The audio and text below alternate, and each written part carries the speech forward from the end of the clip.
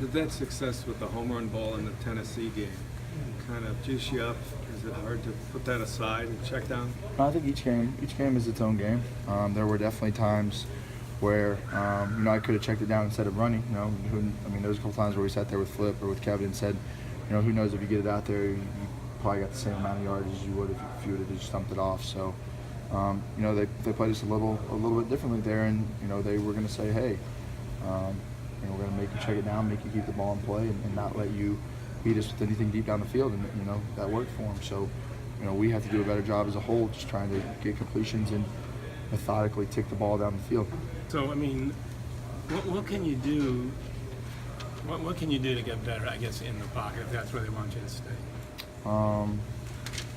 I think I made a couple throws in the pocket here and there. Obviously, we hit some deeper balls down the field. One on them jumping off sides.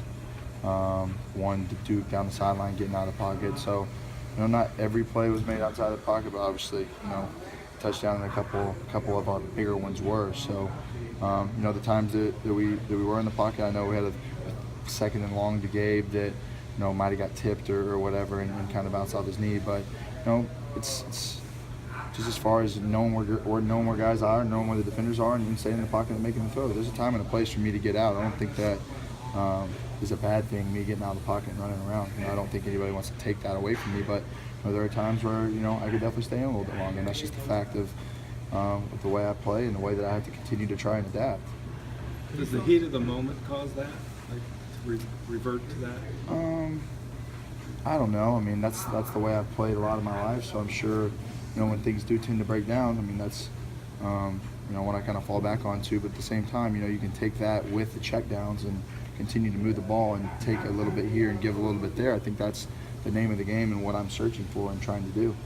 Johnny, both you and Coach Pett have said that you've missed a couple things on the field, like in the throws that you made. Is getting experience on the field the only way to correct those things, or can you do that in the film room? I think some of those throws that that we're talking about are they weren't playing that cloud corner the whole time. So there were times where they tried to get us to dish it out in the flat early, and that when you get to a certain point and there's a trap corner sitting out there and you throw one out in the flat and then the receiver gets smacked because he's sitting there waiting. It's just about seeing and identifying it and making sure, when then that flat is open and that guy's not sitting there trapping, get it out there and get it on the perimeter. But I think I kind of got scared off as it went on, them playing so much cover two and having that trap corner sitting out there. With the fact of just dishing it out there really quick, I probably got away from that. So you talk about adapting. People talk about your ad-lib ability and your ability out of the pocket to make a play, make things happen. But this being a structured league, can you win in a structured offense, or does it have to be revamped to take advantage of what you do better? No, I don't think so. I think I have a lot of confidence in my ability. I'm continuing to gain confidence in playing in the system and playing in this offense.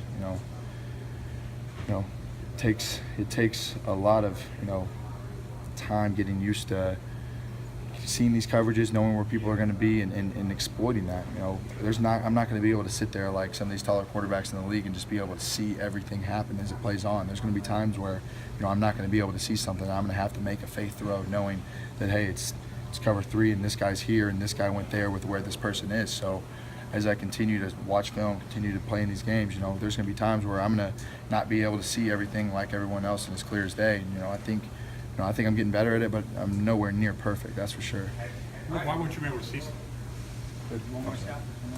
When you say you won't be able to see stuff, just because of where the defense is, or? Well, Michael Johnson's 6'7", and Carlos Dunlap's 6'8", so I'm like 5'11 and a half, I guess. So.